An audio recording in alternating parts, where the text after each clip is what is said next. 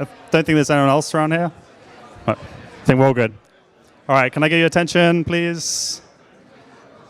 Welcome this evening. My name is Alex. I'm a product manager at iWalker. I'm also one of the London ProductTank organizers. Thank you for joining us this evening on our last ProductTank of the year. It's been a very exciting year. Exactly, yeah. Thank you. Just out of interest, is this your first ProductTank? Raise your hand. Okay, wow, a lot of new people. If you've been here before, raise your hand. Okay, some nice retention. Nice. Cool. So, yeah, please get involved in the community. You can get involved in a number of ways. You can speak at a ProductTank event.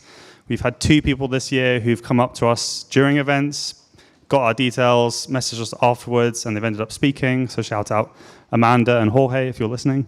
So please do come up to us. We are now organizing events for next year. So if you're someone in your team who you're really interested in putting forward as a speaker, or you yourself are interested, please come find myself or anyone else wearing these lovely shirts, and we'll get your details. We are also organizing our sponsors for next year, so we have lots of free slots. So if you have a company with an event space like this, again, please reach out to us. We can get your details, and we'd love to host ProductTank at your company next year. So please, we've got a discount from our lovely Valeria for ProductTank Mind the Product Con next year, 11th of March. Here's the discount code. Snap it right now, or again, come up to us, or come up to Valeria, who is product community lead at Mind the Product, and she can give you more details. And I'm going to pass over to Aurora from Kraken to talk about Kraken. Thank you. Well, yeah, hey everyone, thank you for coming tonight. Really appreciate it. So excited to have you here. I'm Aurora. I'm part of the talent team here at Kraken. So if anyone has any questions about roles or anything that's on at the minute, please come and find me after. Happy to have a chat with anyone. I'm just going to be giving you a short intro into, I guess, what Kraken is, what we do. If you're sat here thinking, you know, what the hell is Kraken? Don't worry, I'm just about to fill you in. So yeah, Kraken is basically the tech backbone powering Octopus Energy and kind of reshaping the way energy works worldwide. This all started back for us in 2017, where Kraken was built with a really bold vision where the team wanted to transform the energy industry, making it smarter, greener, and more accessible to people. It initially started out as an internal tool for Octopus, and we've now grown it into a global platform where we're managing millions and millions of energy accounts. And through that, we're able to help people save money, reduce their carbon footprint, and take control of their energy. Kraken is all about using cutting-edge tech. We use AI and automation, and that really helps us kind of simplify everything from billing to balancing the grid. And that then makes the process as efficient and cost-effective as possible. And then we can also help improve our customer experience journey, which is something that's really important to us as a business. And what's really exciting about Kraken as a platform as well is that we license it out to other energy retailers as well. So that kind of ranges from E.ON to EDF, Tokyo Gas, Origin Energy.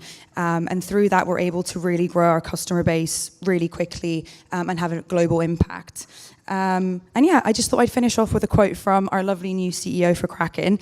I think he summed up really well what we do, which is Kraken's mission is ambitious and clear, making a big green dent in the universe by creating tech that redefines life essential services and accelerates the energy transition.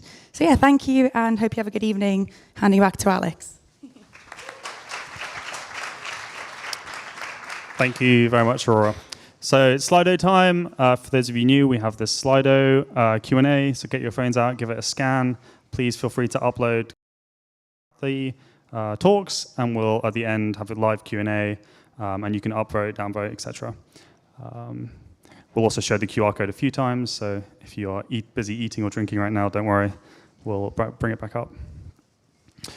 So without further ado, we're going to introduce our first speaker today on the topic of product-led growth. So Mirela, please come to the stage. Hi.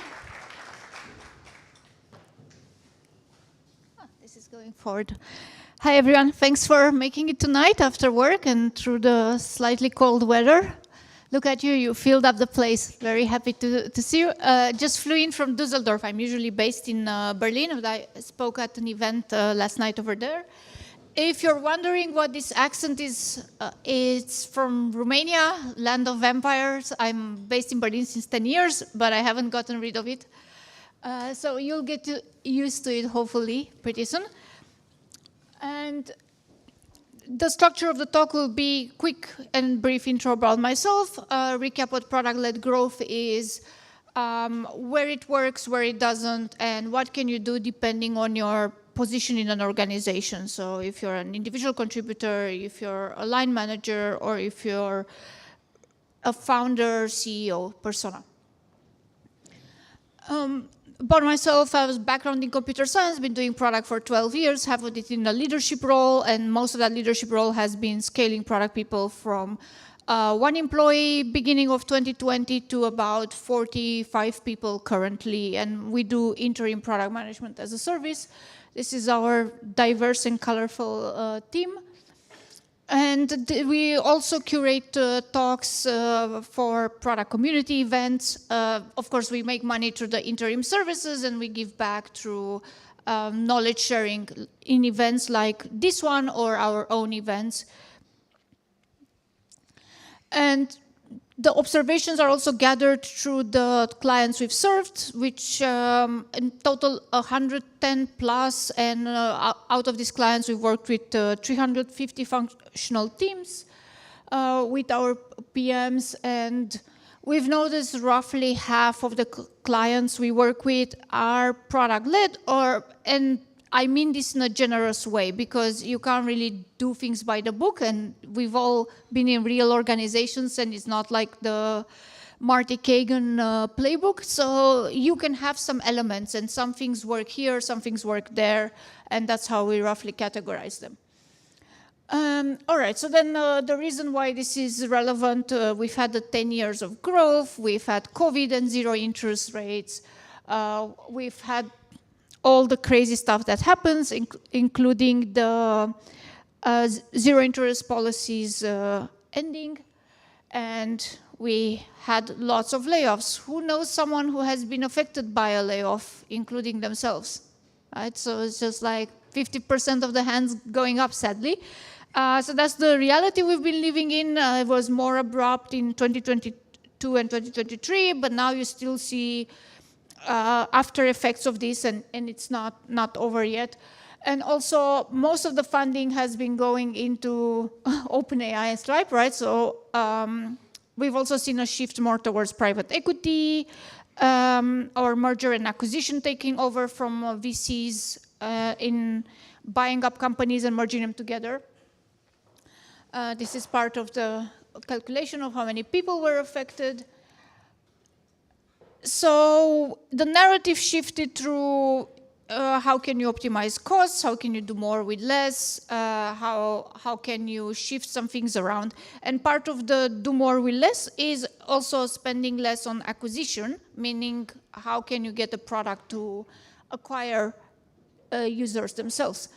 And that's what happened next with the direction towards product-led growth.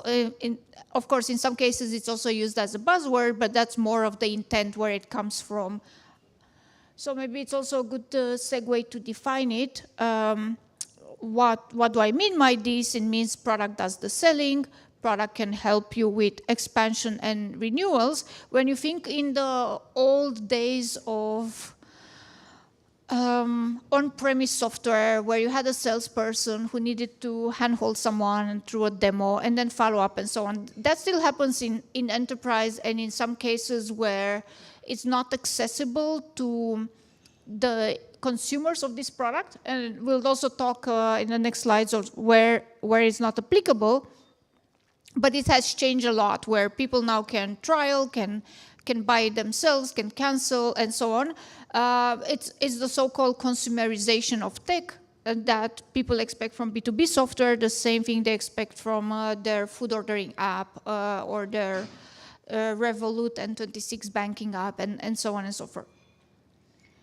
And is there some proof of this working? There's been a study of companies that grow with over 40% margin and 40% growth rate, and the same applied to 50% margin and 50% growth rate, which is the one in blue, and they do better according to this study. So there are a few more things like the charts that I took out because we didn't have that much time for the talk. The customer acquisition payback time is shorter in PLG products, so, and a few other metrics you can track that work generally better. The other thing to consider is that scaling sales with people is slow and expensive, right? Each headcount is hard to add, hard to train, whereas if you figured out this motion, software scales virtually free. It's not free, of course, there's always some sort of cost, but it's less than people and faster than people to scale through these tactics. Oh, and I went back instead of going forward. So why is it not happening everywhere would be the next question you're considering. One part would be that you can't do this unless you have product market fit, right? You need to have something worth scaling to scale it. And this is also why it's such a hard transition, even in startups and scale-ups, because in the beginning, the founders and the first employees were figuring things out how they went along, and you needed sales and marketing and so on to do this push and to activate and figure out what works. The hard part is then switching over.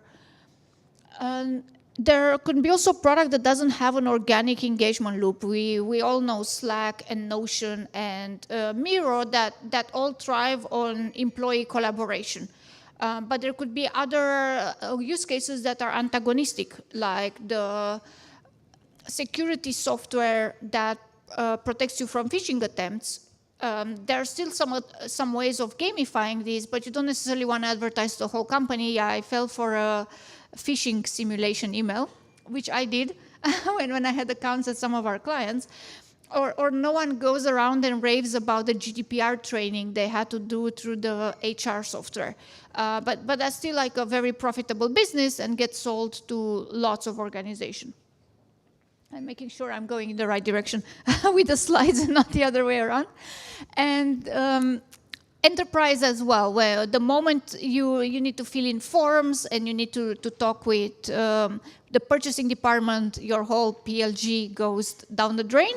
But it doesn't mean you can't do it up to a point. And you see this in mature organizations that have the PLG approach for small accounts, and then they go full-on white glove treatment for enterprise clients, where the basket size is worth it. So you can have this dual part in any organization, and you can look at Twilio or Miro or others just by whenever they have the contact sales section on part of their pricing page, it means that they have this dual approach. And then how can you do something within your organization to make an impact? I will start from the founder CEO persona. And is there someone who's a founder or CEO here? So then you can tell your bosses how they can do things. So one of the most effective parts would be to also empower product management to own P&L and to collaborate with sales and marketing. So at one of our clients where we got the support of a private equity that put around 5 companies together, they wanted to agree with sales on a roadmap that they didn't necessarily need to be excited about, but not challenge it. So that was a very good nuance, and I liked it, right? It just, you don't want to come out of the meeting with sales being thrilled, because it means like basically accepted everything, but you also don't want them to go and fight back every 5 minutes of what you've agreed on.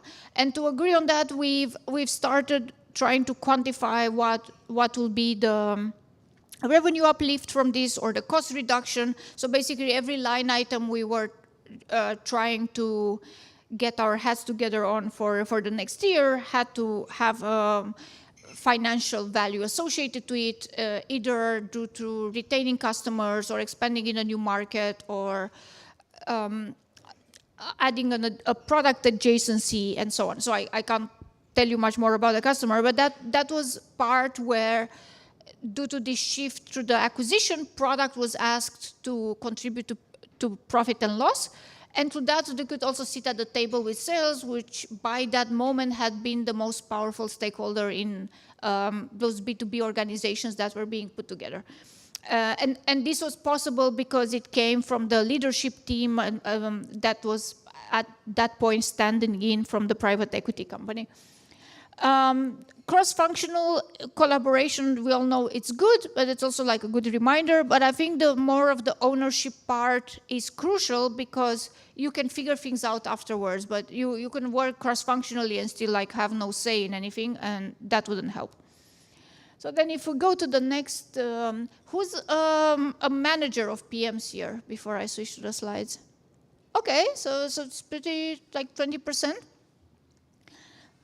So I think the best you could do is to understand what the founders or the CEOs want. It's like what's the general direction, and try to connect that into things that are meaningful for the PMs. Because most of the times we're also in organizations and people say we don't understand the strategy. And if you look, there's always a strategy deck. There's always like a mission, vision. There's always all this shiny stuff, but it's not connected with even the OKRs or even what they're doing that quarter, because no one bothered to explain it to them, or somehow at some point there was like such a shift that something wasn't updated, either what the PMs were doing or what management was communicating. So trying to make this connection and say, okay, you know, when the CEO says this, they actually mean that, and it means like we should shift direction a little bit like this, or we should challenge them if the other three things they said they were important a week ago are still important, and should we just like double down on this part, and how does it connect with our North Star metric and the commitments we're making. Then that's kind of the second point, right? So aligning these, but at the same time always going and pruning what we're working on, what are we prioritizing? Is this the most important thing? Especially as most companies we're talking to are in a headcount reduction mode, or at least keeping the headcount constant. So it means you're not going to get more people and more support to do things. You're probably going to get less people. And then this comes down to how will you still be effective in this. And at the same time, the people need to get something more than a pat on the back for doing things right. So I'm a big advocate of also having this tied up to the promotion criteria within an organization. If you can give bonuses, I know that's also a contentious topic. But I think that PMs should be rewarded for doing things that impact the company productively, especially since they get hit with all the complaints and all the inefficiencies in a company, and at the same time get blamed. So if you could tie this back somewhat in, all right, if you show this tremendous impact, it will affect your promotion case. There's potentially a yearly bonus if the company meets these goals and so on. That could be motivating for certain type of people. It's not the primary motivation in life, as with everything. And then if you're a PM, what can you do in this case? So have a very good way of explaining what are you doing and for whom, and what problem does this solve, and what metric does this impact? Because currently a lot of the things are judged by this. And try to also figure this out with your boss. So if you can show the company how are you saving, making money, or having another good second order impact, because in general, it gives you protection if you're doing a few things and saying, yeah, but now that if some stakeholders come in and want to change something or want to challenge you, they could challenge you based on this information. And usually the most powerful stakeholders in a company are going to be the go-to-market functions, sales, marketing, depending on if it's like B2B, B2C, you're going to have finance, you're going to have operations, and this is their love language. So and of course the founder CEO. And if you can contribute into that, Of course, you can have founders that are more visionary towards the product, and they also care about the narrative, but their investors will not care about the narratives so much. They will care about like how are they doing this quarter. So for you being able to support your manager and your manager's manager into seeing that things are going in a direction that they want to, or at least adjust this direction, would be the most effective way to do it. And at the same time, what I've learned is that it's also good to not try to educate someone who doesn't want to be educated. So for example, if they don't like the word discovery because sometimes they think discovery is going to waste time, you can say we're doing due diligence or we're de-risking our investment in this capability, because a development team costs between $500,000 to $1 million per year all in, right? So anything that the PM prioritizes needs to at least break even on this cost. If you consider a regular dev team, salaries, overhead like HR, admin, office, subscriptions, and so on, because those are not value creation functions. So that will be a way to get things and get people on board. And other times, if you just get a no, no, and no, you could also just ask for more team members and more resources. And then again, it comes back to, okay, but how much do we think this experiment that we're trying or this shift is doing? Another part that's a bit hard, and I skipped it because it wasn't with the leadership team here, is that at some point, if you want to make this transition, you're also going to need to wrestle things out of sales. And that's also a more complex conversation depending on how their compensation is structured. So some things have worked in our organization we supported, like trying to automate adoption for the type of prospects sales wouldn't contact or had already given up on, and try small PLG approaches there. Or again, looking at the customer size where it wouldn't even make sense for a salesperson to pick up the phone and contact them or run a manually written email. So there could be various things you can start. There could be various things where you could also help make their work better. Or you can, for example, move renewals into being automated and still have the acquisition part of sales. So that depends on you how you want to do that in the product. And then a summary for the talk, so we also have time for questions. This was happening for many years ago. If you think of Airbnb and Amazon, and any product that had a referral scheme was already doing this. But it got pumped up right now because the market got tough, access to capital is limited and also expensive, and companies saw it as a tactic to acquire more users while spending less capital and also spending less in retaining them. It doesn't work for everyone. It doesn't work if you don't have product market fit. And the scenarios vary based on your type of product and the audience you are working with. Who is the buyer, who is the user, and why are they paying for this? And you can do different things depending on where you are in the organization. So try to not wait for permission, especially as a PM, as a product leader. You can do a lot of things on your own. At the same time, when you do these things, try to speak the language of your important stakeholders. So I don't try to give them a lecture on product discovery and experimentation and so on. You don't care about what the CFO does. They also don't care, right, about your nice buzzwords, but try to show the value in that, because the moment someone sees that this is more efficient, then they won't block you. But if you start with like lecturing them, then they won't be super interested. So try to do things within your scope, try to set an example, and then bring proof that a different way is potentially even better. And this is some of the clients that we work with. So from Series B to publicly listed, and also sometimes NGOs or governmental. And this is me if you want to connect on LinkedIn or email. I'm usually based in Berlin, but I'm in London, in Zurich, and a few other places quite often. And over to you. Amazing. Thank you very much, Mirela, for kicking us off. All right. Cool. So I'm going to show you the Slido link again. So we're going to do the Q&A at the end. So yeah, if you want. Yeah, cool. Thank you. So please feel free to scan it now. Thank you to those of us who are joining online. For those of you who this is their first event, we do actually live stream all the events, and they're available on the Mind the Product YouTube channel. So if you miss a slide and you wanted to get a photo of it or snapshot of it, you can look at the channel and you can find the information there. Before I introduce our next speaker, I just want to clarify he had no influence on the choice of food this evening. But coming up next is Stuart Jones, who is head of product at Domino's.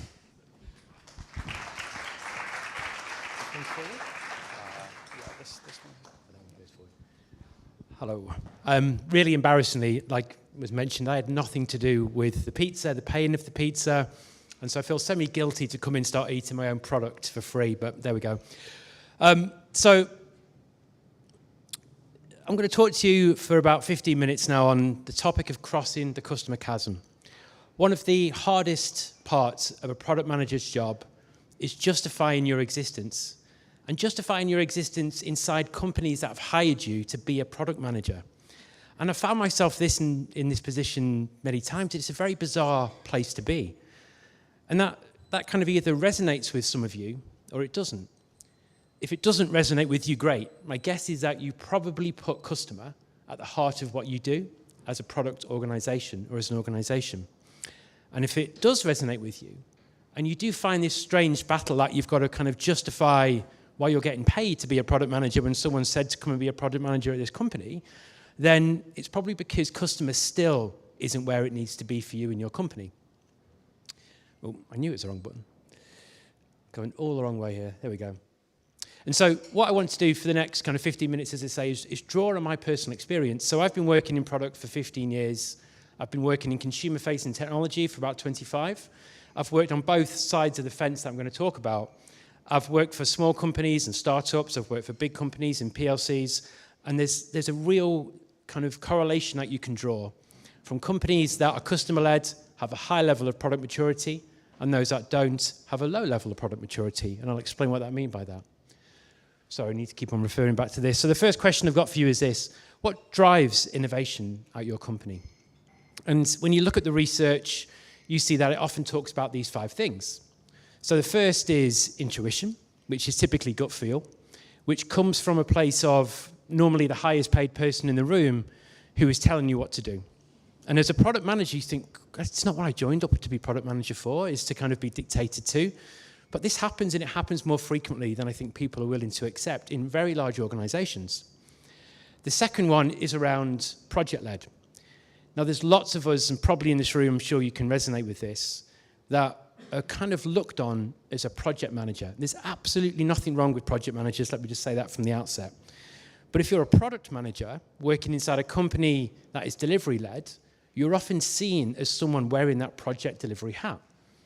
And this is where this alienation comes from with product people. And it's why it's so difficult to try and sort of move this mentality forward. Just to move on from there, the customer. So at this point in the maturity journey of a business, you're really kind to bring in that qual and quant evidence that you get from the customer. And this changes everything. It really means that you can start being iterative, you can start being creative, experimental, you can start looking at ways of trying to solve your company's problems through a customer lens. And you never lose sight of that as you move forward. The next stage is customer plus. So customer plus opportunity. And this is where companies look at trying to close the gap on their competition. But they're looking to close it through that lens of the customer, so you never lose sight. And the final stage is this really powerful place to be, which is customer plus strategy. Now, if you think about a company like Netflix, it's a prime example of their dictating what customers think about the whole industry they work in. So if you were to start a video-on-demand service tomorrow, you'd probably start with the emulation point of Netflix.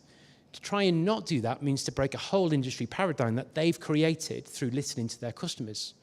This is a really powerful place to be. Now, typically what happens is clicker's not working, is the innovation maturity mirrors the product maturity as well. Now, some people will say this, that product management doesn't begin until this customer voice comes in. And this is what I'm vehemently arguing against, because some of the absolute best product managers I've worked in, probably some people in this room as well, are operating in that side of this maturity column here. And the reason that they're some of the best people I've worked in is because they have to face in and lean into this reality that product has not yet been properly adopted in their organization, and they're there to bring about change. And so they're really agents of change within inside their organization, often operating against that tide and that pushback. So when we talk about this notion of being project-led and what I talk about crossing the customer chasm to being customer-led, it is a chasm. Let's not forget that. There's this big, big jump between the two. But there's every reason to do this. There's every reason to move forward and to become customer-orientated where you work. McKinsey released this fantastic study a couple of years ago, which talks about customer experience and being customer experience-led. And they say when companies do make this transition, you see this rise in sales, 15 to 25% rise in sales, that gain of share of wallet, a tremendous gain in share of wallet. And also this notion of customer satisfaction improves by 20 to 30%. These are really big numbers. So you'd be thinking to yourself, why on earth would companies not want to be experience-led?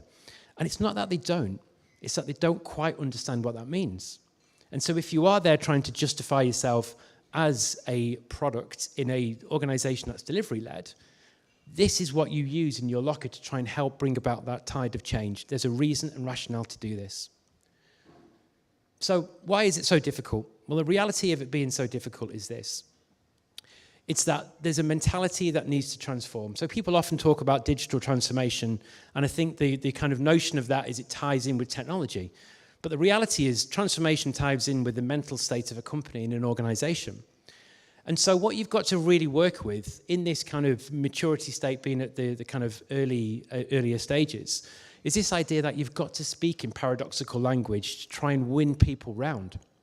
And so what I mean by that is if you're in a project delivery-led state, you're talking typically in terms of deadlines, not agility.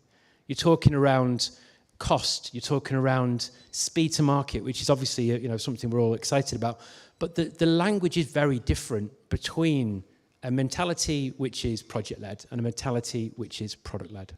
And I think it's really difficult for a product person to try and accommodate the language of project delivery inside what they're trying to do. This notion of entrenched mindsets. So if you're coming from an organization, I've worked for some heritage brands, what has worked for them in the past, I'm advocating could be done in a different way. And I've experienced this a number of times, and it feels like old guard versus new guard, but the reality is you're walking into an organization that is very successful, and you're trying to get the mentality to change to be customer-led, and you're a single person in this. And that's where this loneliness can actually come in. And obviously ways of working. So the big shift with this state of moving from project to customer-led is ultimately that you're wanting to try and bring that voice in, but also translate it quick enough to try and get to market faster. And that takes iteration and it takes change. It takes ways of working to be adopted. But everyone wants the same thing. Everyone wants growth. Everyone wants the ability to be able to grow faster and scale faster as well. So this is the key point. The voice of the customer needs to be translated. So for the last decade, as long as I've been in product management for 15 years, product is the voice of the customer. Heard it again and again. The reality is that voice cannot just stop with you. You have to translate it to people who can make a difference within inside your organization. It's a product role to do that. And the people who are really trying to make a difference in their company to transform into this customer-led space, they have to amplify that voice. And not only do they have to amplify it and make sure it resonates to everybody, they've got to speak to the right people in the right language to bring about change, because change just doesn't happen organically. So who are these people? So seeing as it's Christmas, I wanted to try and bring in some Christmas cheer, so I've adapted this slide. So this is ChatGPT's interpretation of Ebenezer Scrooge, who is the ultimate CFO. I don't think we can get a more better analogy for a CFO than Scrooge. What are they going to be talking about? So they are talking about efficiency. They're talking about predictability. That's what they're trying to get to. So you need to start talking in their language. The CMO. Is there a better kind of advocation of brand than Coca-Cola and Santa? I think, a good example. And again, they're talking about building stronger relationships with their customers, creating real advocates of their brand. That's what they want to talk about. And the CTO, it's quite difficult to find an analogy for a Christmas CTO, but I've settled on Mrs. Claus, and she's obviously the CTO in this image, prioritizing the right level of tech investment. That's what they want to talk about. So you've got to take that voice of the customer, translate that voice, and deliver it to the people that matter. Otherwise, you're never going to get out of this real trench of project delivery mindset inside your organization. It's not enough just to bring in a product function. That product function's got to be enabled, and you've got to enable it. So they're going to say one thing to you when you go to them and said you want to be able to do this. They're going to say, well, prove it. So how do you go about proving it? Well, ultimately, again, it's about translation into their language, but execution for them means lots of different things. So you want to be able to show that being customer-led and bringing agility into a kind of non-project mentality is all about the ability to be able to achieve cost efficiency, to achieve revenue growth, and ultimately risk mitigation. The faster you can release, you learn. The faster you learn, you can mitigate risk. And so if you start talking to Ebenezer Scrooge about mitigating risk, Christmas Carol could have been a very different story, I don't know, but ultimately that's kind of where you want to try and convince your C-suite to get to. Now, I know it's a difficult job to speak to a CFO and try and convince them of change. So this is why, you need to sort of try and reach out to other people in that C-suite as well. So talking to the brand manager, what do they want to see? What does the CMO want to be able to see? Customer experiences, that's what matters to them. Can listening to the customer more improve the fortunes of a CMO? Of course it can, because you're saying that the customer experience is closer to the metal of your organization. Marketing return on investment increases massively. We're releasing in a faster cadence, we're learning faster as well. And finally, dev efficiency and engineering KPIs. And this is a really important one, this managing of tech debt and minimizing it. I don't think there's been, two worse words in my product career than tech debt. And I say that because it's really limited my ability to be able to communicate to customers in a way that is meaningful to them. 3 months of project work can actually lead to kind of 6 months of tech debt. And every single day you're spending on that tech debt and that execution of tech debt is a day you're not speaking to your customer in a language they want to hear. So there's two things that you're trying to get out of them. One is seed investment. It's a kind of utopia. This is the holy grail.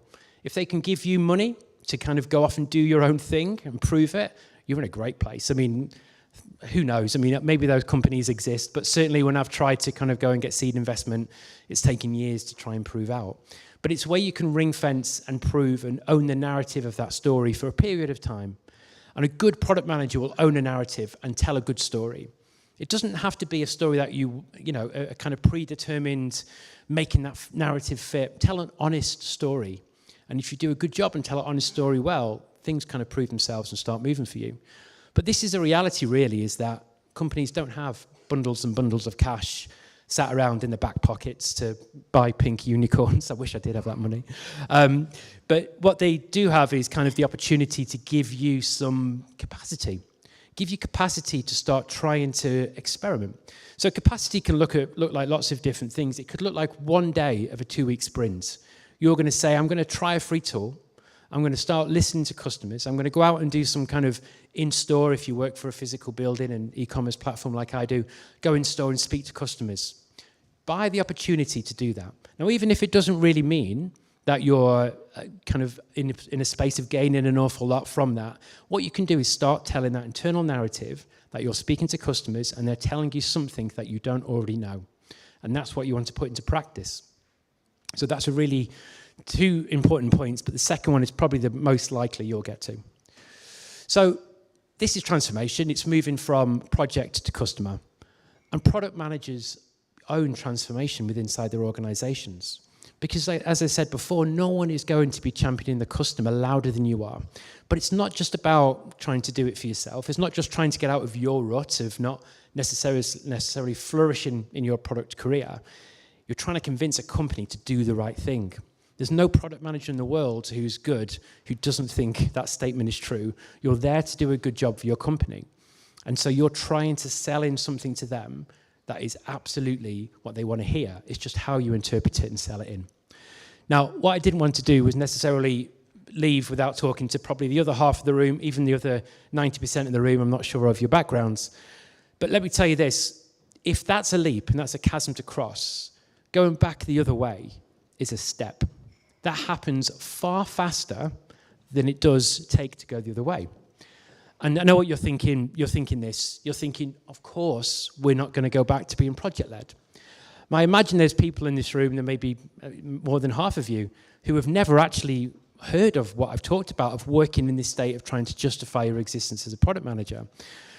It doesn't mean to say you won't have to go back to that point one day of someone questioning why product is inside your organization. And it's a very precarious place to be, and it's why you've got to be really great at what you do. But this is why it does happen, and this is what I have seen firsthand. I promise you I've seen this firsthand. So I'm going to give an illustrative example of this. So let's say this is a project-led Q3. You've been steadily progressing. You've done some iterations over the year. You've project planned. So at the start of the year, you've determined what you're going to do for the next several months. We're going to release in June. We're going to release in March. We're going to do another release at the back end of the year. And it's given you some relatively decent results. A product mindset in this example here is that, well, we've done some, we've uplifted slightly, but we've massively not delivered. We've delivered very sparingly. We've not learned a lot at all. This is not a product mentality. This is a missed revenue opportunity. But again, going back to our good friend Ebenezer Scrooge, he's thinking something different, and I think this is, it's no offense to CFOs, the fantastic job of keeping everyone in jobs, but this is true. Like they want predictability, as I mentioned before. They want certainty, and this gives them that.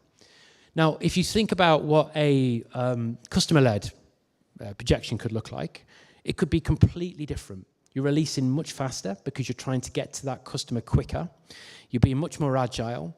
Now, from a product perspective, great, we're even more above forecast. You might not be able to tell from the chart there, but this, if you ran the numbers against this kind of crude graph here, we're significantly above forecast. Not just a little bit as we were before, significantly. It's proven itself. We listen to the customers, we've released frequently, and we've got tremendous amounts of learning, which is absolutely key. That's a growth mindset. CFO might have a completely different interpretation of this. They could be thinking, hang on, this is erratic. I get that it's above, but it's erratic. I've got to go to the city next April and tell the city what we're going to do. I can't show them this. This, to me, looks like we don't know what we're doing. Own the narrative of your story as a product manager. It's your job to do that. Sound like Roy Keane. Releases are unpredictable, right? That's what they're going to be thinking. These releases don't necessarily drive the traffic that we expected it to, but that's okay. We've learned. And they're the stories you've got to kind of sort of tell. But don't let this conversation happen before you've kind of laid that seed down of this is what might happen. Trust the process. Growth is hard, and I'm less confident. This is a risk-adverse mindset, but it's not to say it's wrong because it's what's been working for companies for decades and decades and decades and will continue to do so. And this is the problem. When it starts happening in Q3 and you start thinking about next year and you start thinking about, do I want predictability or do I want risk? That's not the right conversation. The right conversation is, do you want to accelerate growth or not? And so it's up to you to really try and own that conversation. So if you're in this space, look out for these clues. So my final kind of piece of advice from experience is that I've missed this. I've missed these conversations happening. And reflection, when I've looked back, these were the early signs that we were almost stepping back into that project-led mentality. Increasing focus on deadlines. If suddenly people start saying to you, when am I going to get that thing you promised me? That's a conversation, a type of conversation I would have had going backwards. If people started to talk about these, of kind of the core KPIs of project management, if they start talking to you as a product person and asking you about these kind of points, they see you potentially as a project manager. It sounds a baffling thing to say, but you have to convince people of what you do more than any other profession I can think of. Think about a Scrum Squad. How many developers have got to convince people they develop? How many designers have got to convince people they design? But think about products. You constantly have to try and explain what you do all the time. So you've got to make sure you've got a really, really tight narrative when it comes down to this. Ask about short-term wins. And this is going back to that intuition state. When people start saying, I've got this one thing I want to get over the line for this year, can you make it happen? I'm sure it's going to be successful. They've abandoned the process. They're moving backwards into a state of thinking about being project-led. and they're rowing back on personalization. So this I've seen happen twice, and I've seen the conversation go exactly like this. This personalization line on our P&L is huge. Do we need it? Now, if you think about that statement there, if you've done a good job of telling the value of the product of personalization in your organization, no one is going to ask that question. You're spending a small amount of money relatively on a massive, massive gain. You're being as hyper-targeted to a customer as you possibly can be. This is the ultimate kick in the teeth of customer-led, because what people are saying is, we don't actually care that much about giving specific targeted experiences to our customers. They do, but maybe you've actually not managed that conversation well enough to make sure they understand what it means. So final slide. Product managers wear multiple different hats. And here's two more. Actually, let's make it a bit more Christmassy. There's two more. One is a translator. Translate the customer's voice to cross the customer chasm to be customer-led. If you're feeling like your job is one that you wear, you have to justify your existence to people again and again and again. Think about why that is, and think about what you can do to change it, because you are agents of change as product managers. And then there's the detective. Listen out for those clues, listen out for those messages, and start thinking, am I going back to this project-led mentality? I think, product can be a lonely place to be, but I think companies should be very grateful for what we do, because we do a fabulous job. We just have to shout about it more and explain what we do. Thank you.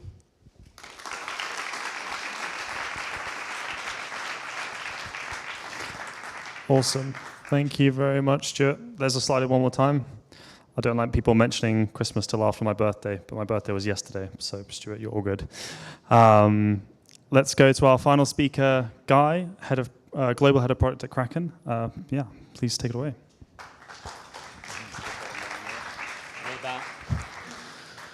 I am clearly not as professional as these two because I wrote my slides this afternoon and I require my speaker notes, and you will see why when my slides come up. So bear with me a quick second. So while I do this, I require a volunteer in the audience for reasons. So can I have a volunteer? You don't have to stand up, you've just got to do some maths for me over the course of the next few minutes. There we go. Every time I swear in this, I owe my children 20p. They are not watching, but I will try to be honest. So every time I swear during this, can you just keep a tally for me? At the end, I will transfer it to their joint Revolut. So, just every time I swear, count. I'm trying to minimize it because I swear too much and I get told off, and we have a special Revolut that every time I swear, 20p goes into it and it's bankrupting me. Right, so I am going to talk about how you convert an engineering org into a product-led organization, which is a reasonably difficult thing to talk about, but I suspect lots of us in here, and there are a few of you I know quite well, have been in this situation. Some of them from our current organization, the office I'm standing in, some of them from previous organizations where engineering has been the way forward. It is the bottom button. Sweet. So, I'll start by saying that tech is a somewhat lawless place, right? There are guidelines, but there are no rules to anything we do. Everybody has an opinion on the best way of doing something, and I'm sure we're all subscribed to various people on LinkedIn who have opinions, say things, and then rapidly pull them back when they get people being very upset with them. Marty Kagan. So with that in mind, what we have to do is we have to make the decision based on our organization to take it from being engineering-led to product-led. So reshaping that mindset is really, really fucking difficult. Trying to change that mindset of a particularly established, a mature organization is even harder. If you're going through scale-up, startup, you are potentially chasing that funding at this point with private equity versus maturity. You have a market fit, you are out there, you are doing everything you can do to continue to grow that annual recurring revenue. But eventually, the engineering mindset doesn't get you there, right? If you're going into a market where you have the real differentiator, you can just build and you can build and you can build and you are continuing to solve the problem. But there will be a point where your competitors catch up with you. And at what point they catch up with you, you need to be thinking about how you drive that value for your customer to keep those customers on board.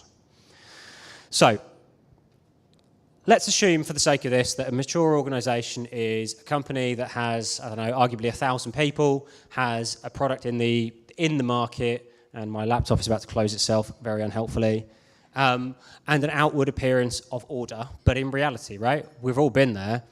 Below the surface, it's absolute fucking chaos too. So what we're going to do now is I'm going to talk you through 3 main challenges, assuming my slideshow does what it needs to do. So challenge number 1 is people. Challenge number 2 is the culture of those people in that organization.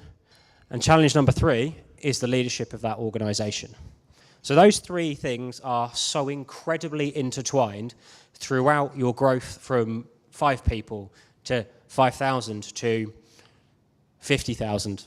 Not sure where that number was going. So each one alters the other, right? Altering people's behavior necessitates a culture shift. To be able to do a culture shift, you're required to change leadership's entire opinion about how things need to work, because we all know that behavior is modeled from the top. Next slide. It did work. Nice. Whee! So, addressing the challenges requires an incredible amount of care and nuance throughout. So what you have to do is focus on people's aspirations and what they fundamentally care about. Almost said give a shit. People are naturally resistant to change, and this has to be recognized, but equally, failing to adapt will lead to stagnation, right? So, your solution number 1, oh, wrong button, there we go, is your value and aspiration.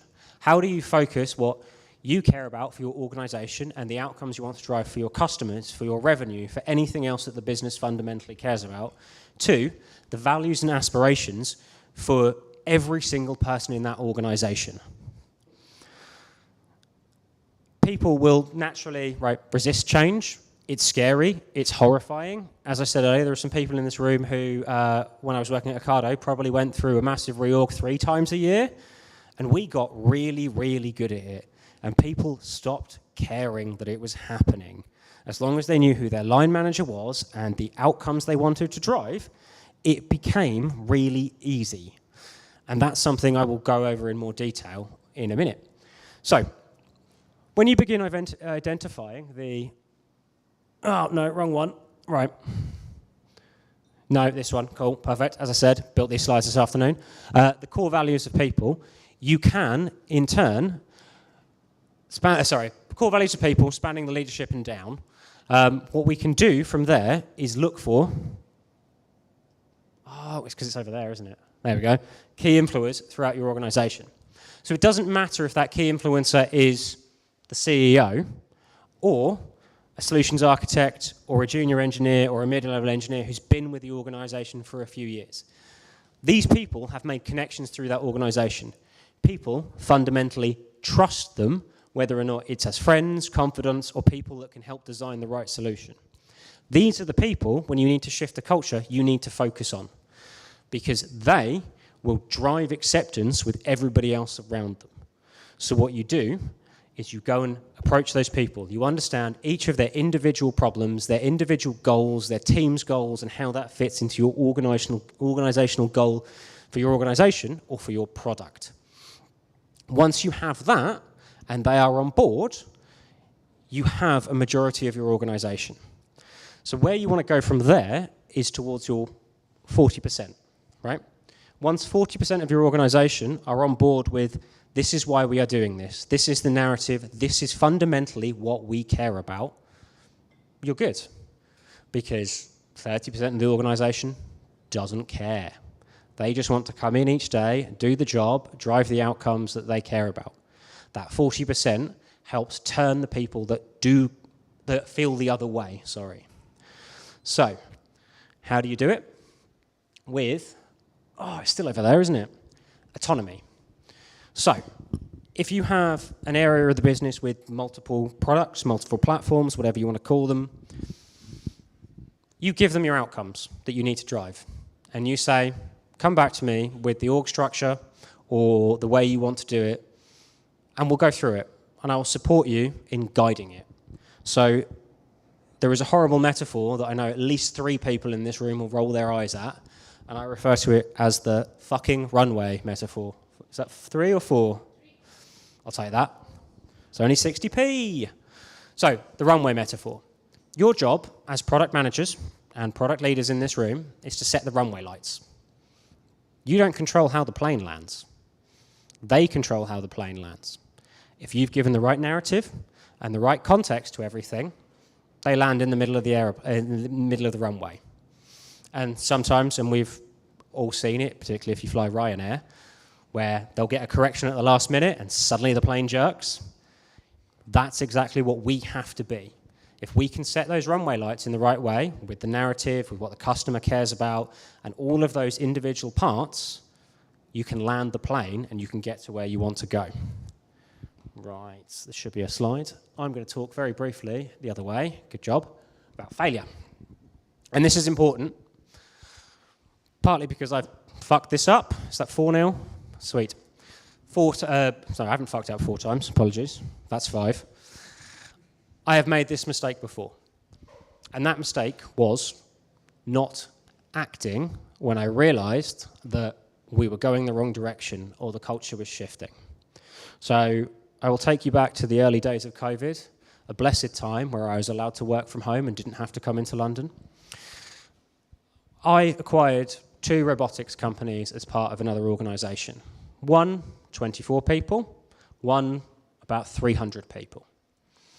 What I did was I absorbed the 24 people into the existing organization, and I went, they're quite big, they'll be fine. And over the next 3 years of COVID and beyond, what I created was 2 very separate silos with 2 very separate company cultures that were fundamentally different from each other. So I had teams doing the same things in 2 separate areas where they were all going for similar but different outcomes because they weren't communicating, because they saw each other as rivals, because the culture wasn't there.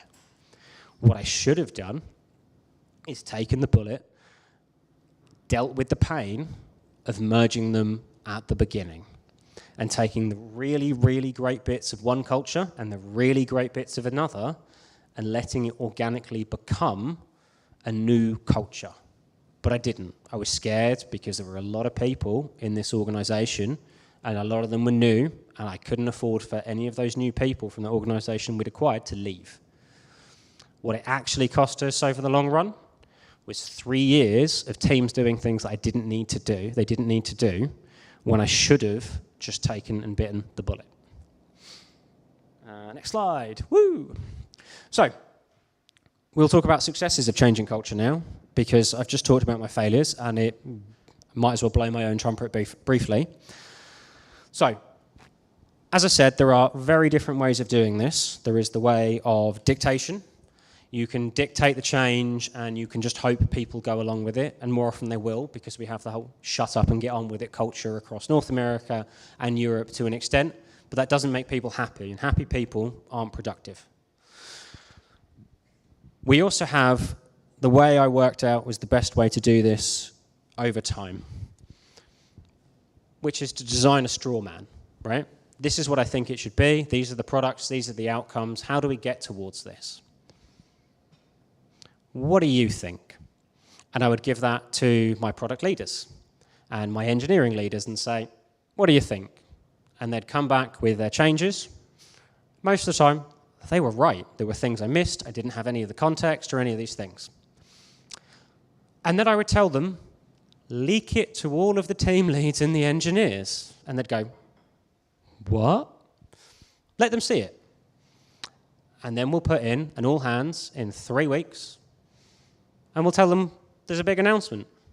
And by the time the big announcement comes, all of the horrible questions they've got, all of the things they're not sure about, they'll have fed back to their team leads, who will have fed back to you, who will have fed back to me, I'll have answered them, and the announcement that comes out is ever so slightly different to the one we were first talking about. And they will see that the, in inverted commas, chain of command has worked in their favor, because they are the ones doing the work. I'm not. The team leads are the ones managing these people and supporting them.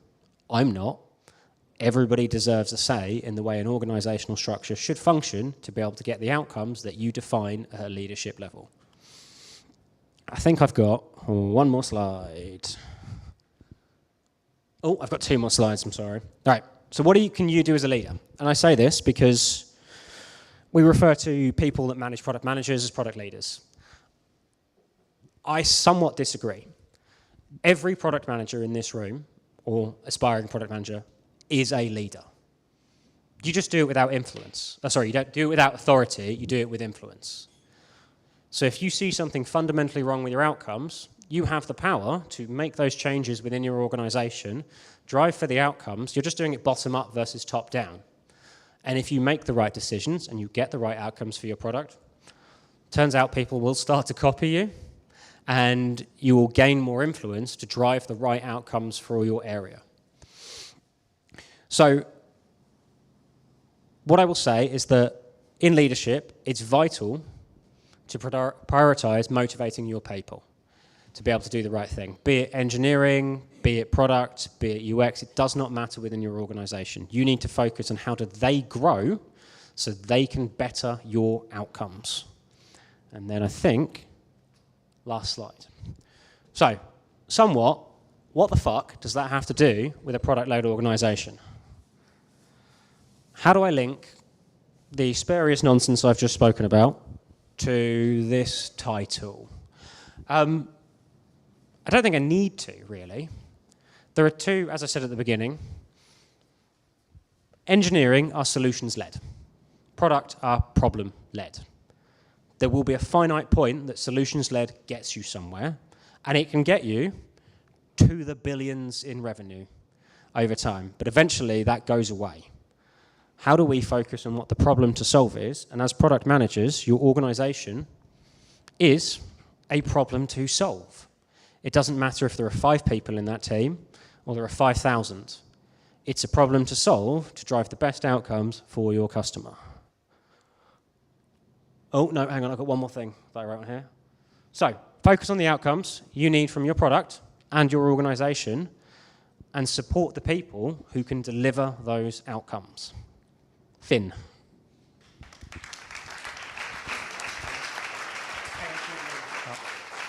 Can I grab the clicker? Thank you very much. No, cheers, Guy, for rounding us up there. Final Slido, just a reminder you can vote up and down to your top question, get to the top. We're going to head to a 5-minute break, so please stand up, move around. There is loads of pizza, so please grab some pizza, and the toilets are back past the elevators if you need to go there. And we'll see you back here in 5 minutes.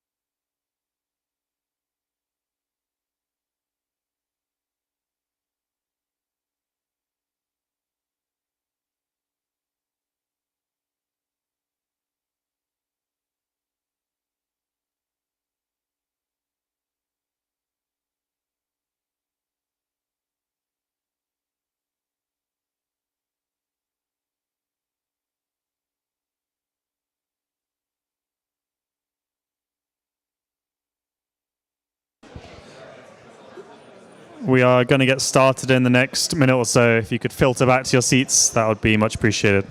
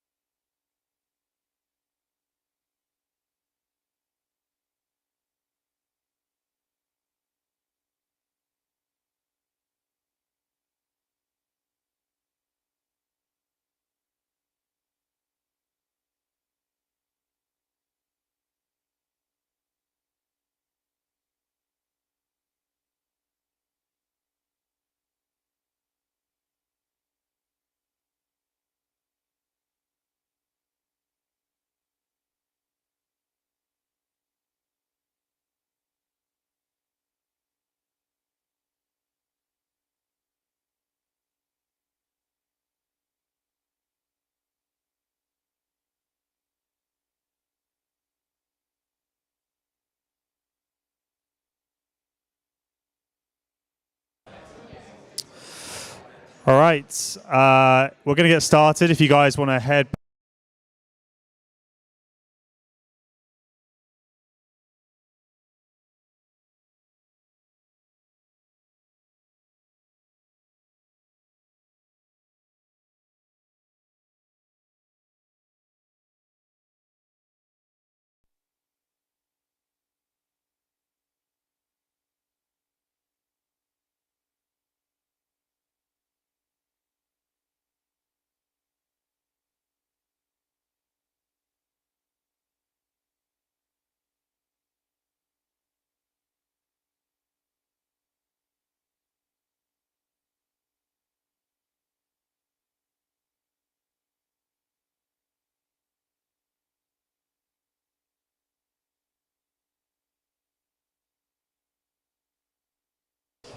All right, we're going to kick it off. Thank you all those who submitted questions. We've got 21, I can see here. And we're going to start off with a question from Damien. So a number of companies have removed project managers entirely from their orgs and instead look to embed product in other crafts, such as engineering. What are your thoughts? So a number of companies have removed product managers entirely from their orgs and instead look to embed product in other crafts, such as engineering. What are your thoughts on this? Please don't. I will go bankrupt. I'm assuming we're referencing the Airbnbs and the like. Frankly, right, I'm not against it. But I am. And I'm sure we've all worked with them or will get to work with them, there are certain engineering people out there at different levels who can think like product people. They're not product people, but they can do 50% of the job.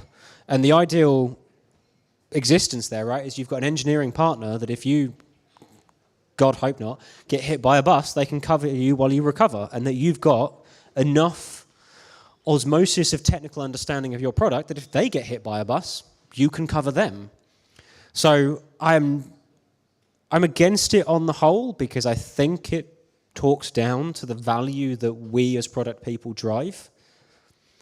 But I think it also puts a spotlight on people who are really good at engineering or UX or marketing that fundamentally understand what the business needs. You don't need product managers everywhere, if you've got competent other people, but that doesn't mean that products shouldn't exist in organizations to help steer your strategy.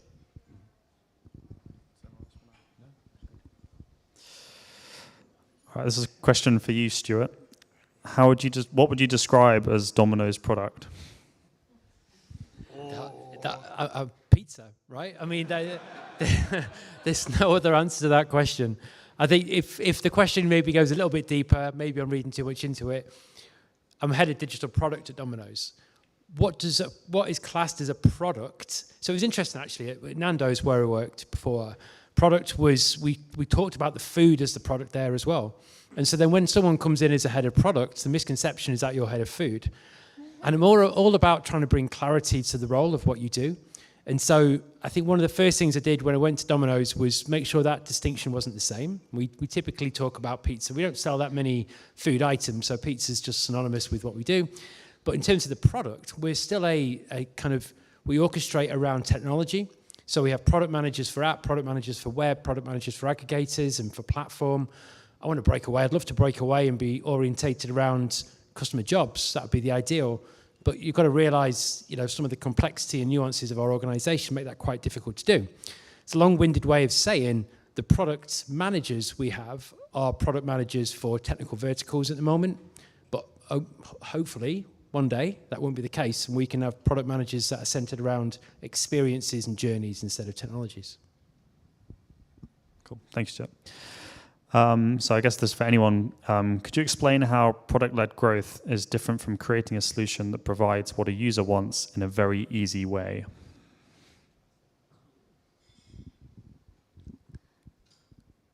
There are different things. So product-led growth is a tactic, whereas any product needs to provide some value for the user. So that's kind of definition of a product that has a chance of being successful. So maybe I don't fully understand the question, but I would see it as complementary things, but not the same thing. Because that maybe the person refers to the timing, because if you don't have product market fit, right, so you're not sure what value are you providing to which customer segment in which way, then you shouldn't start trying to scale or acquire more people to PLG or any other way until you've figured out what you're doing. Cool. Thank you very much, Mirela. Can anyone share a successful case of transitioning from a sales-led growth model to a product-led growth model, and considering especially the impacts on the sales team? Nice, easy one there. Yes, a partial one. I cannot name the client, but they decided to delegate part of the leads they had in the Salesforce through being nurtured via PLG, meaning that the sales team had some criteria for which they wouldn't approach a customer or wouldn't approach a customer after the first call. So I wouldn't say this is a full transition, but it's still a success, because before that, these people that have showed interest had not been engaged further, which was still a loss. There are some other cases where the transition was a bit more subtle. Usually, if you want to do this, you need to change the compensation structure of the sales team. So there's another organization where they continue to give the sales on-top targets as if they would have achieved this, while still letting the system do their work. That's a pretty big decision in an organization. So in case that doesn't change and the sales team is going to lose a large percentage of their salary while the product starts running these PLG motions, you're going to end up with some conflict. So if you're a management team or you're the CPO who wants to introduce this, you need to have a larger conversation on how you're going to support the sales team to this transition. And it doesn't mean you're going to fire them, because the product is not going to stand on its own from the beginning. You may want to move them towards more enterprise type of accounts, or just focus them on customers that can bring a disproportionate amount of value compared to the ones where you want to let the automation take care of. Over. Cool, thank you. Thanks, Bianca from Brazil, for that question. Cool, let's move on. So DT asks a question for you, Stuart. What's wrong with delivering short-term wins? Maybe that's a good enough outcome even from a customer experience standpoint? Absolutely nothing wrong with delivering short-term wins at all. I guess what I kind of said in the slide, I was more referring to where that short-term win idea is coming from, because I don't know about you guys, but there's lots of people in my organization with short-term ideas that they think are the ideas to have. And one of the kind of balancing out, the thing you have to do in product is really to vehemently prioritize. And I think if you're looking for that short-term opportunity win, almost everything you do really, if you move into this idea of being iterative and, sorry, do you mind just holding that a second? I'm going to spill it everywhere. I do a lot of this and I'll keep on doing it, man. And so if you want to get to the place of short-term wins, right? That's the whole goal, is to be iterative and have short-term wins and short-term failures again and again and again and again and again. The problem is when those short-term wins are coming from the kind of digital, the kind of marketing director, or coming from the head of sales, and they're going, I know what you want to do. You want to do this. Ignore the process entirely. Do this thing I want to do instead. The problem comes from when you've got a very loud voice and someone who, let's say your manager's saying that to you, right? What do you do then? It's almost this point that you've got to hold firm on the process. The process is looking for the short-term wins. It's looking for the gains. It's looking for the opportunities. There will be failures as well, but it's about where they come from. And it's about having a process to make sure that you haven't just got this massive open wide front door and all the ideas are flooding through. That's really what it's about. So really making sure those small-term wins are in the same kind of strategy, same aligned towards your kind of goal. Yeah. Okay. Cool. So a question here from Anonymous. How can product leaders request to be given more commercial responsibility, for example, owning a P&L? Ask for it. I mean, I'm being slightly tongue-in-cheek, but also slightly serious. When I joined Kraken, from my previous organisation, we owned P&L, we owned MPV, all of these fun things. When I came here, it wasn't the case. So I raised my hand and went, why? And I got a shrug, because nobody knew. So I went and built a P&L and took it to finance and went, here's the P&L. And they went, oh, thanks. How can we help you support it from now on? And I went, can one of you own it? And then we will continue to feed into it. And that was the end of that story. And we continue to do that, right? And this goes at every level. And I'm looking very specifically at two people right now. The one metric that every single person in your business understands is dollar signs. Doesn't matter if you're marketing, your sales, your engineering, customer success. What does something cost? Or what does something save the client based on the metric of success you've pushed for? And that goes into a cost model, which is your P&L. That all comes together, right? I would advise, and I come from originally a very hardware-y background where you don't have a choice, you understand your cost model because you've got to manufacture things off the top of your designs. Any software PM that understands a cost model is leaps and bounds in front of any software PM that doesn't, from a future leadership point of view.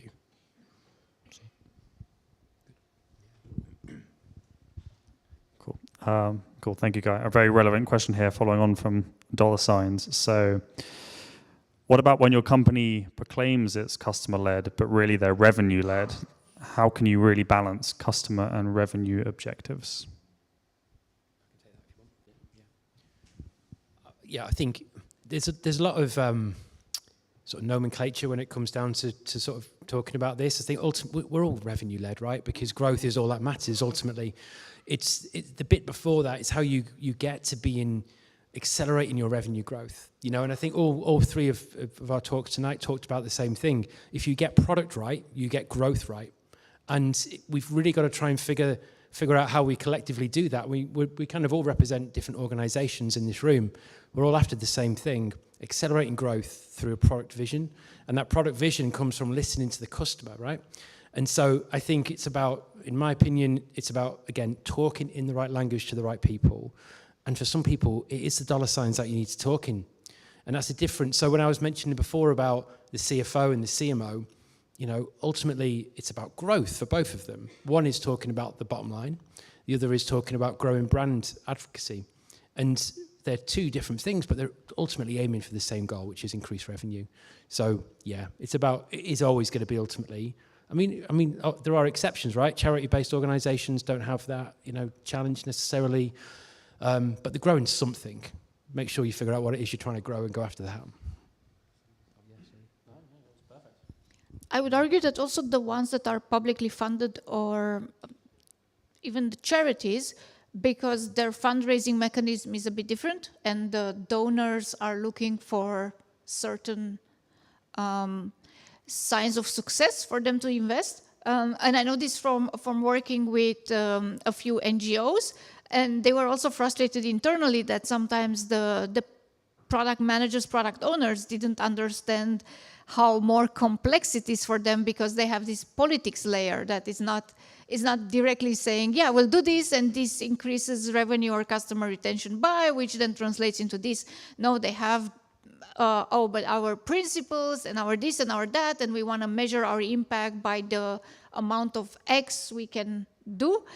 And then that's even harder to sell internally. Plus, in this type of organization, they attract people who are there also out of passion or to sustain core beliefs, which then get a little bit offended if they try to talk about this type of goals, but it's then counterproductive for the organization. But they still do have that, right? Because if they don't perform to a certain degree, then the donors will go elsewhere. Over. All right, we'll do two final questions here. So this question talks a bit about Apple, who kind of famously innovate quite a lot. How do you reconcile kind of sales-driven must respond to customer requests versus kind of true innovation? So I guess a question a bit on how you push back on sales and how you make time for innovation within your business. Another easy one there. That is a meaty goddamn question. Innovation comes in an incredible amount of forms, right? We can probably all agree, and there's probably somebody from Apple watching this who's very much going to hate me. Apple doesn't necessarily innovate in technology. Fuck, it innovates with its why, right? Why do you want a thing? What's the marketing that makes you sell the thing? And as somebody with a 12-year-old daughter, Christ, it works. She has no use for the devices she wants, but she wants them. How you do innovation and how you launch it against customers is, I always look to, innovation is based on the ones and twos of percents, typically, right? If you've got a product, your product team are working on your 5, 10, 20% increases in whatever metric it is. Your innovation comes in, they're doing that, I'm going to look at the thing that's going to take me 2 years, and I'm going to do all the innovation and all the R&D and claim a lot of tax credits, thank you, Her Majesty's Revenue Service, and we are going to launch 2 or 3%.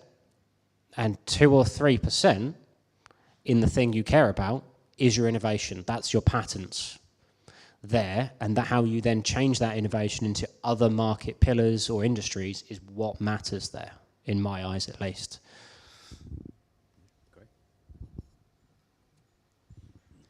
I guess a final question here, so a bit of a summary. So this person asks, I work at a startup where many people don't know what PLG means. So how would you kind of describe PLG to engineering, sales, C-suite?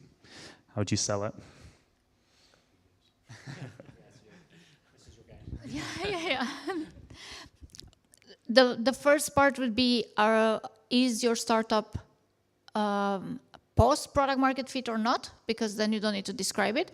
Then look at how are they acquiring customers currently. I don't know if the person who asked the question is at a B2B or a B2C startup, because that also changes the perspective. If it's B2B, is the buyer also the user? And that again changes your approaches. And again, you don't need to explain it. That was also the point of my talk. Try a few things, see if it works, and then when you get credibility and more traction,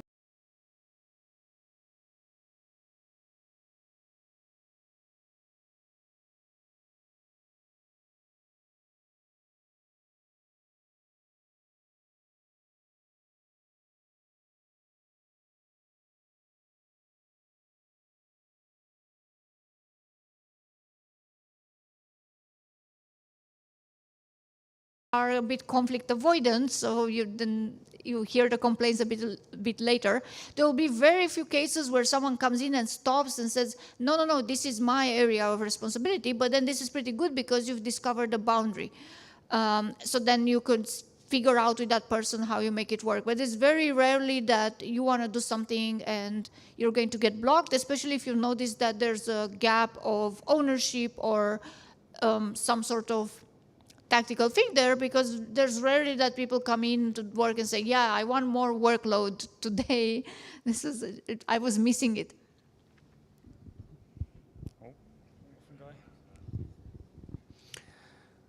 I'm going to use a horrible PR term, but part of product is PR.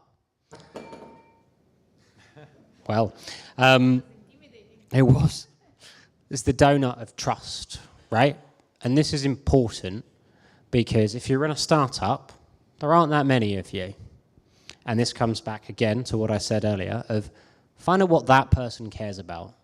Not just what they want for the business, but what they want for their career. And work out how you support that, but how does your support of that get towards your goal of product-led growth or any other thing inside your career, because it's arguably all the same across there, right? It's different goals, but the same ways of going about things. So bring them into your donut of trust, being the center of the donut, being you, and then as you help their goal, they will work out how they help your goal. And if they're inside the donut, it's a horrible, horrible analogy, but I thoroughly like it because we've all established I love shit metaphors. You can trust them. They will help you along with what you help them along with. All right, that's a wrap. We've got a few more questions here. I'm sure these guys, if you ask nicely, will hang around and answer some more. So yeah, thanks for your questions tonight. And thanks for coming this evening. And have a great Christmas. And we'll see you all next year.